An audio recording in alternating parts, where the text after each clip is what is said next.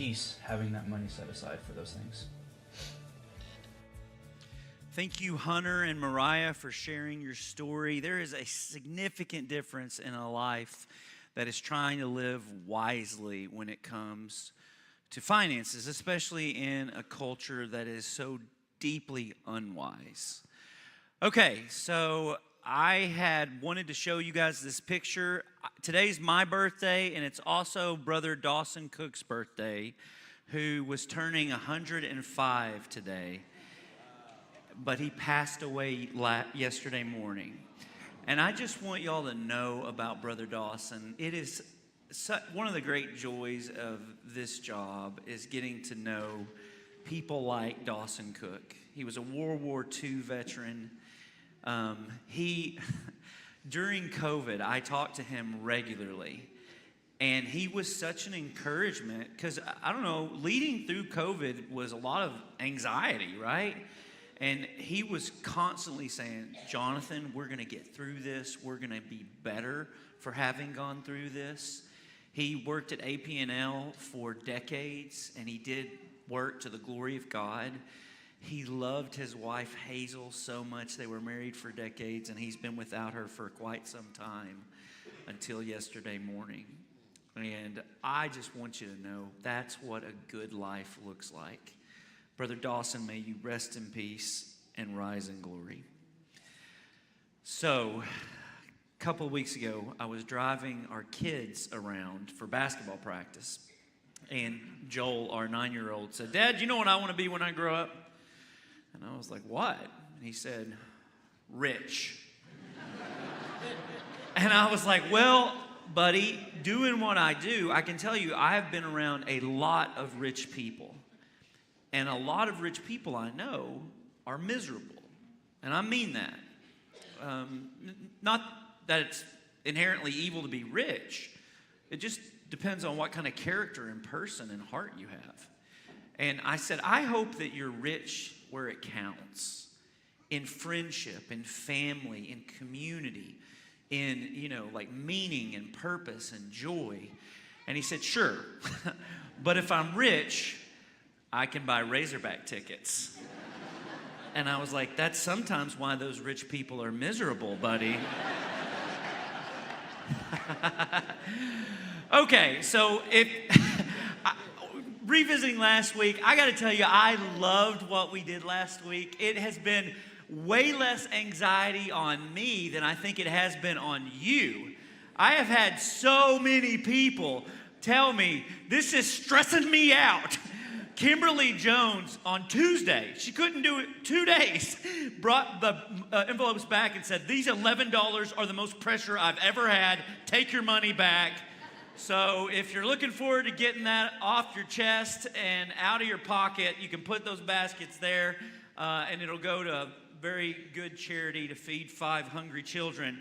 But I am grateful for this experiment because it did what I was hoping it would do. That you just felt the smallest amount of pressure of holding someone else's money because that's what we're doing every day, right? It's all God's money. And so we got to be good stewards of it. Last year at this time, Leslie and I had a big yard sale. It was the first yard sale we'd had since moving to Arkansas, and it is a weird experience having a yard sale in the place you grew up, in the house you grew up. And we had so much stuff that my mom and dad came over to help. My mom is a yard seller. She knew how to price it. She knew how to negotiate with people. She was great, very helpful until a couple of hours into it, there was this woman who was coming to check out. And me and Mom are at we're taking the money. And Mom says, Ashley, are you Ashley? And then she was like, oh, my goodness, Jonathan, do you remember Ashley? And I was like, yeah, I remember Ashley, Mom. Can we not talk about this? And she was like, remember what a big crush you had on Ashley? And me and Ashley, I'm happily married. I'm sure she's doing fine. And now all of a sudden, Mom, who's just always great at making things super awkward, did this, and it was incredibly awkward for a solid 5 minutes. But the reason we were having the yard sale is because of inflation and because of Leslie and I's financial habits that had begun to be unmanageable in inflation. And so we started what a lot of people this morning started at PV. Over 40 people were in the first Financial Peace University class. And I'm so glad we did. I'm so glad we took God's wisdom seriously, because it involved having self-control and being free of credit card debt and having a couple of months of income saved up. My D group is so tired of me talking about this. You may be tired of me talking about this, but I want this for you. I know some of you already have this. You put that stress in the rearview mirror a long time ago, but I want the freedom of walking in this kind of wisdom, of God's wisdom for money. So here are the principles. First of all, we're going to trust God, not Visa. Let's all say, we're going to trust God. That's right. We're going to trust God, not Visa. Number two, we're going to save money consistently. This is the discipline that makes all the difference. It's what sets us apart from normal in America, because normal is broke. Number three, we're going to recognize God's ownership over everything. And if we do that, we will avoid the life-sucking stress of the idolatry of materialism and just always consuming the next thing. Number four, we're going to embrace God's mission for our lives. Like, God made you for a reason that is bigger than the next thing that Apple's going to come out with, right? God, you are here for a purpose. And we're going to embrace that purpose. We have been deployed on a mission. So, and then number five, we're going to commit to lifelong generosity. Once we discover what God blesses, we want to do that for life.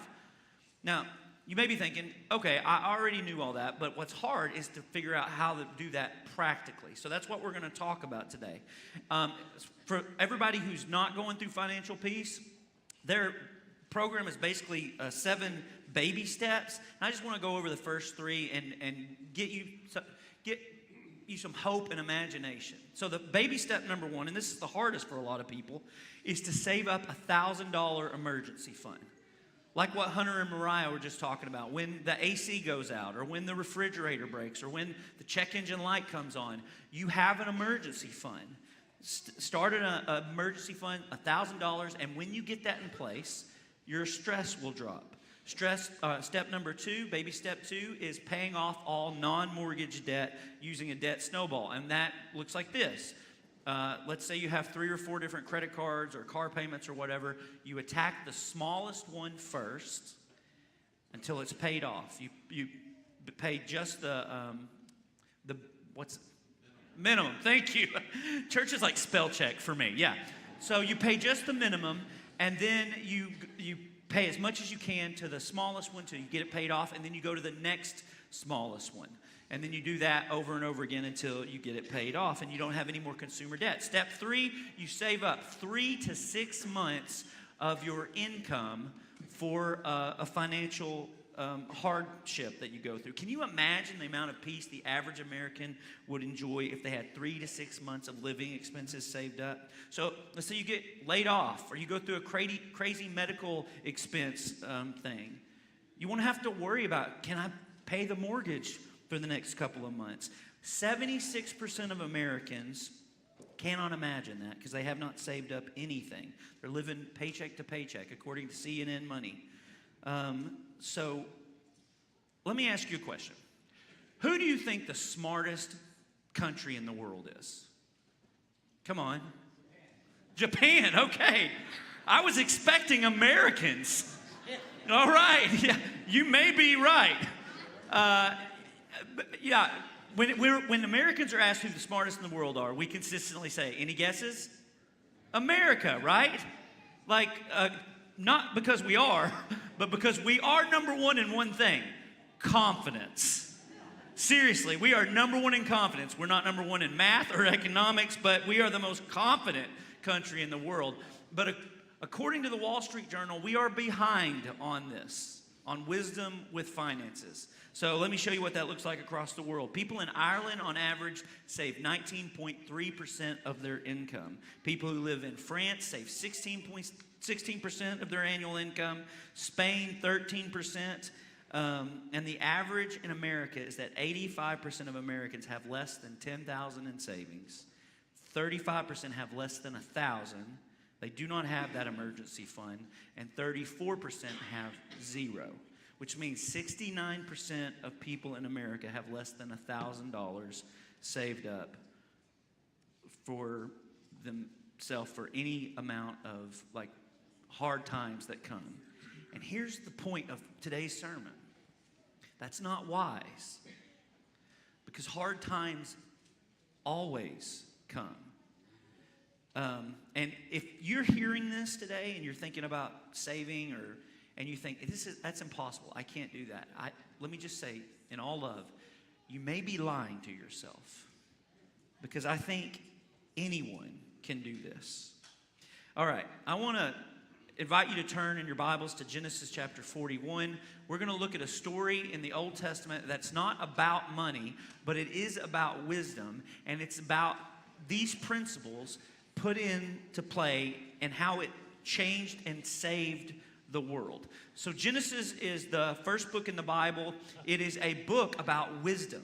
And wisdom is, it's people think old and, like maybe an old man giving you like fortune cookie advice. It's not that. Wisdom is getting us to look ahead and consider our choices today in light of the future we would like to have. That's what wisdom is. So way too often, especially in the West, we frame things as, is it right or wrong? And, that's a fine way to talk about things, but it's not always as helpful as, is it wise or foolish? In other words, every decision has a direction. It's a path. And the question we rarely stop to ask is, if I made that decision today, when I got where it took me, would I like where I got? Because every decision has a direction. It's a path. And Genesis is trying to get you to look ahead and consider your choices. Now, here's one of the things about the book of Genesis. In most of the choices that we make, there is a gap between the choice and the consequence. And for a season, after you make that choice, after you go down that path, it can seem like smooth sailing. But eventually, in the words of the Bible, God will not be mocked. A person reaps what they sow. Eventually, the path that you chose, you will get to where you are going. Now, I want to tell you today a story about Joseph. And if you've grown up in church, you may have heard this story before. But Joseph was born into a big family, and he was his dad's favorite. I mean, seriously his favorite. He made him this special, rainbow-colored coat.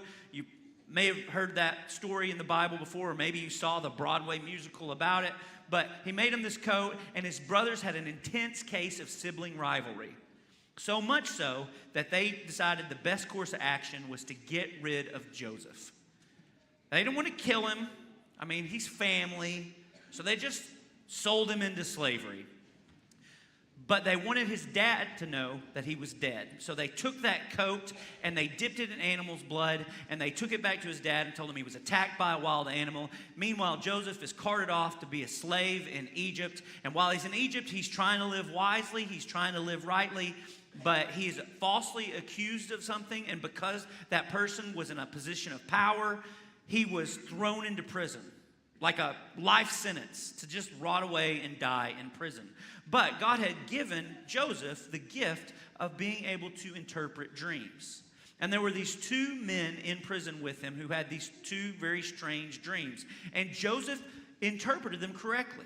And one of those men, the prediction was, or the interpretation of that dream was, you used to, be one of Pharaoh's workers, and now you're in prison.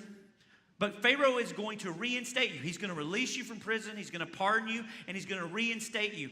And when he does, Joseph asked, will you remember me? But he doesn't. When he gets out, just like Joseph's dream predicted, when he gets out, when he's reinstated, he forgets Joseph. And for a couple more years, Joseph just rots away in prison until Pharaoh starts having dreams. He doesn't know what they mean. He's got these bizarre dreams of these 7 fat and healthy cows that are eaten by these 7 scrawny skin and bone cows. And so he starts asking around, does anyone know how to interpret dreams? And the guy from prison with Joseph suddenly remembers Joseph. And so they dust him off, they clean off the prison smell, they bring him to Pharaoh, and he tells the Pharaoh, this is what your dreams mean. Those 7 fat cows are 7 years of economic success. Egypt is about to go on a feeding frenzy. We're going to have 7 years of plenty. And those 7 scrawny cows, those represent the years after. Because after 7 years of plenty, there's going to be 7 years of famine. There's going to be 7 years of recession and depression. 7 great years followed by 7 terrible years. And Pharaoh is so grateful for this interpretation of the dream that he sees the wisdom in Joseph and the character in Joseph. So he takes Joseph out of prison. He elevates him to literally the second in power, the vice president of the Egyptian nation. And he asked him personally to prepare Egypt economically for the 7 hard years that are going to be coming. And this is where Joseph, again, Genesis is a book of wisdom, and this isn't a money story, but economically, that's what they need. And so for 7 years, he's going to be preparing for the 7 really hard years. And here's what Joseph does in Genesis 41. During the 7 years of abundance, the land produced plentifully. Joseph collected all the food produced in those 7 years of abundance in Egypt and stored it in the cities. In each city, he put the food grown in the fields surrounding it. Now, if you read this chapter, you'll see he takes about 20% of what they grew, the food they produced in those 7 good years. He takes about 20% and saves it for 7 years. That's radical. And it's also wise because Joseph knew what was coming in the future. And here's what I hope you learn from this today. If you're making money, then save some money. If you're a newlywed, save some money. If you're in high school, save some money. If you're a young professional, save some money. If you're a new parent, save some money. That's what Joseph did. That's what he told Pharaoh. Our economy's growing. We need to be wise about this, and we need to save. And this is important because do you know what we do as Americans when the economy is blowing and going? We buy. But when things are good, that's the easiest time to save. And have you ever noticed that your personal economy kind of does what the national economy does? It cycles, right? When everything's going great and everybody's working and wages are going up, that's great. And praise the Lord. But those times are often followed by hard times where people get laid off and jobs are going away and divorce rates spike and money gets tight. I knew a guy a few years ago who lost his job, but because he had 6 months savings saved up, he was able to have in the middle of that, this really kind of tragic financial disastrous moment for him, because he applied these principles, he was able to have great financial peace even in the middle of this. This is why we've taught our kids this. It's what we talked about the very first week. It's the 10-10-80 rule. You give first to the Lord, then you save 10%, and then you live on 80%. That first 10% is your tithe. It goes to Jesus through your church. It leads to all kinds of financial blessings. I can't explain it, but I have experienced it. And again, I'm not a health and wealth gospel preacher. I'm not a televangelist. I'm not looking for a new jet or even a new car. I'm just letting you know, in the Bible and throughout Christian history, this has been what the followers of Jesus have done and experienced. It's the training wheels for generosity for your life. And you don't have to agree with me. You don't have to believe it. A lot of people don't, but I'm just telling you, everybody who tithes does believe it. I believe it, and I think everybody who tithes does. Okay, next 10% goes to your savings, right? You're gonna set aside that, and you're gonna pay yourself. You're gonna think ahead. You're gonna be wise, and you're gonna have resources to fall back on later. I'm not talking about saving money so you can get a jet ski. I'm talking about money that you can save if you run into financial hardship. And 80% is what you live on. That's the number. Whatever I make, I'm actually going to live on 80% of that. Because have you ever noticed your lifestyle expands to your means? It always will. That's why contentment and financial peace is often a moving target unless you decide to do this. Now, this is the wisdom of God, and it's right here in the story of Joseph. So look at this. Joseph stored up huge quantities of grain like sand of the sea. It was so much, they stopped keeping records because it was beyond measure. These are the 7 years of financial good time. These are pre-recession years in Egypt. They got bumper crops every year. Real estate prices are going up. Values are going up. It's going great. And while that was happening, Joseph made preparations for the storm. And we would be wise to see times of financial prosperity as a signal to prepare for the financial storm. Okay, so if you're over 35 years old, like me, then think about what's happened in your lifetime. I mean, remember 2008? Do you remember what happened after 9/11?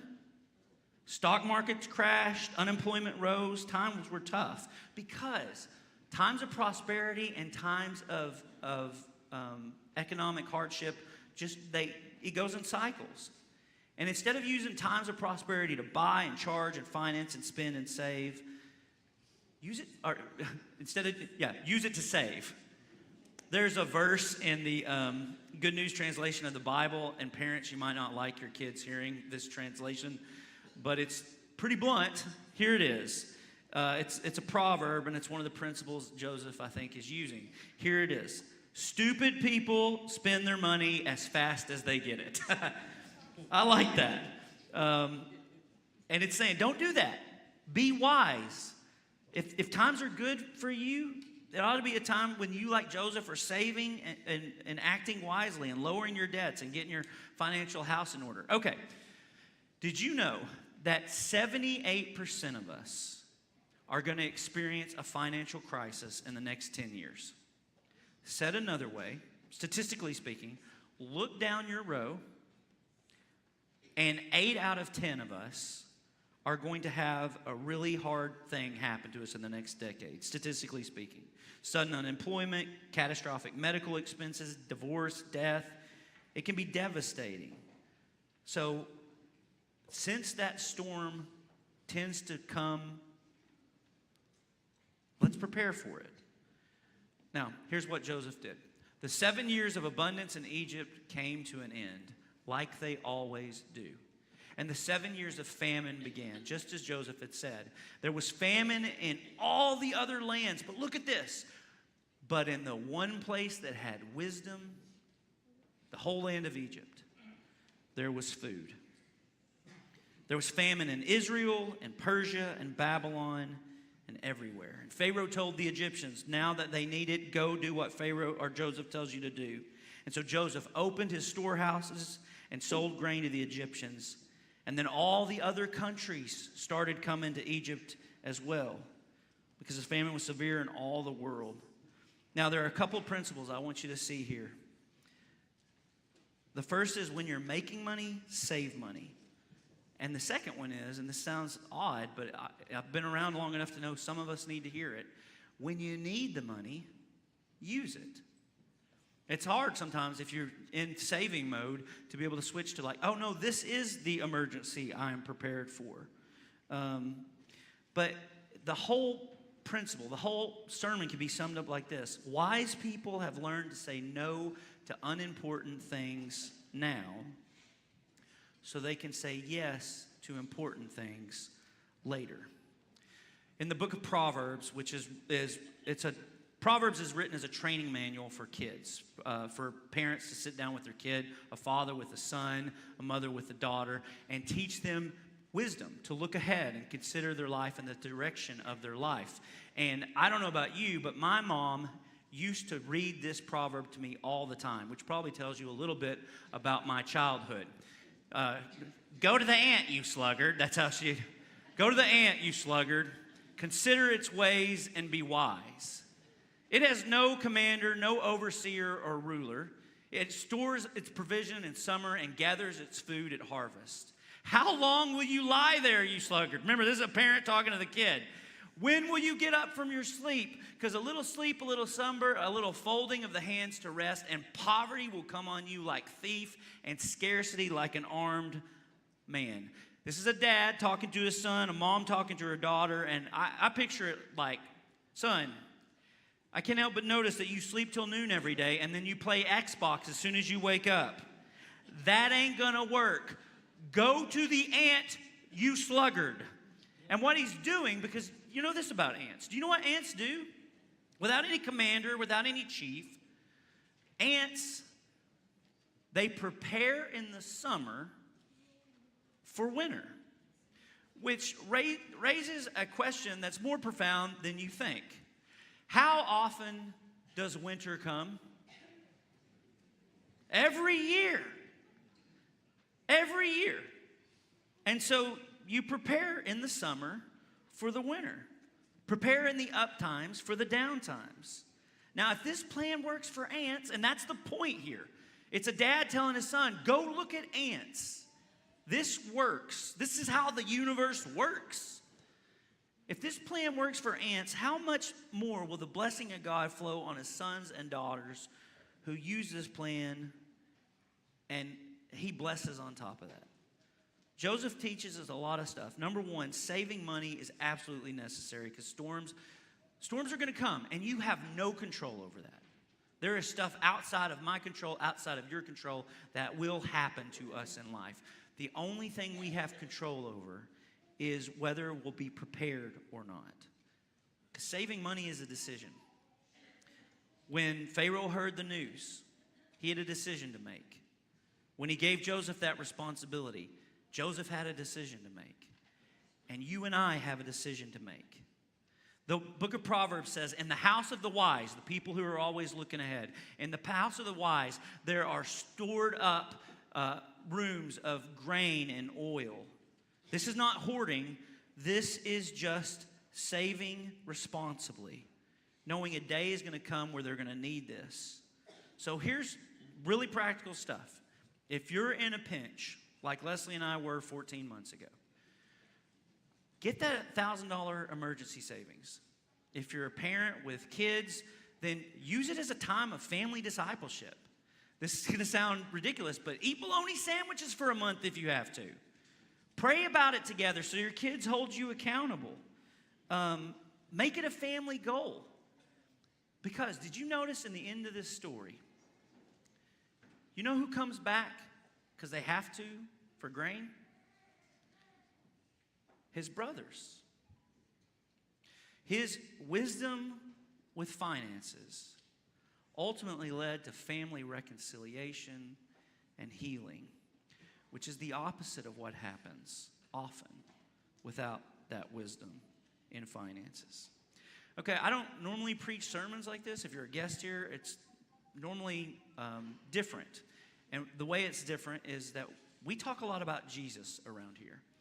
But because of the season that we're in with inflation and all those kind of things, I thought this was wise to help at least have one sermon that was just super practical on what to do to start moving out of financial stress. But now, I want to close with some Jesus, because we're the church of Jesus Christ. And honestly, in the kingdom of God, money isn't that big of a deal. In fact, money without Jesus can lead to so much misery. And it can be a path to death and hell. The most important thing in the kingdom of God is not whether or not you are debt-free financially. That's a great stress reliever. That's a great freedom. But ultimately, if your ultimate debts are paid. And here's the thing about those debts. You can't pay them. But Jesus can, Jesus will, and Jesus did. Jesus is the one who was rich and became poor for our sake. He's the one who left the glory of heaven and lived as a peasant and never had a place to call home. He died naked, shamed, and alone, and he's the most powerful person who ever existed. And he did it out, his wisdom is what drove him to it. Hebrews says, for the joy set before him, He endured the scorn of the cross. You know, Jesus was Jewish. Joseph was Jewish. And they have this really interesting ceremony. They do it every week. At the end of Shabbat, or Sabbath, at the end of their Saturday, which is a restful time where they're just doing things that celebrate life and the life God has given them. At the end of that day, they have this ceremony called the Havdalah. And they take a cup like this. There's all different kinds of sizes of cups. And it represents the kind of life that they have. And then they take, it's put in a saucer, and then they take wine or grape juice. And as they close out the Sabbath, the father or leader of that family sits down at the table with the family and looks around and names the blessings.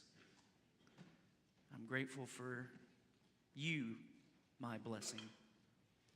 Names what God has done in their life and how he's blessing them as he pours out the wine. And as he goes through all the things that they are grateful for that God has blessed them, when it gets to the top, he just keeps pouring. This is Psalms 23. My cup overflows. Can you see this in your life? Can you see? It doesn't matter the size of your cup. This is what God does. And I promise you this, I can't explain it. I've experienced it. I see it all the time. The more generous you are, the more God pours. He fills that cup up. And he just keeps filling it and filling it and filling it, and it runs over into the saucer. That's symbolic of God doing this for us so that we can be a blessing to others. I don't care if you have money. I don't want money to have you. And I want the resources the real tangible resources that God is actually giving you to steward for this time, instead of believing the lie and the hype around us that we got to just get, and use it for ourselves. This is a different way to be human. It's a different way to think about going into saving stuff. It's a different way to think about your future. It's a different kind of wisdom. If you are willing to pour your cup out for others, God will just keep pouring into yours. And that doesn't mean you're going to get rich if you do it. It means God will keep pouring into you. He will not only take care of your needs, but the needs of others if you're good and wise like Joseph and look at the needs of other people as well. And God will receive the glory the way your overflow blesses the world, because it is a privilege to work and live wisely in the kingdom of God and consider your future and make wise decisions today. And every one of us has that privilege. And for some of us this week, maybe we need to name it. Maybe we need to say to God, thank God for his blessings, name those blessings, and be sure that the overflow of our blessings don't get hoarded by us. All right, I want to invite our prayer teams to take their places around.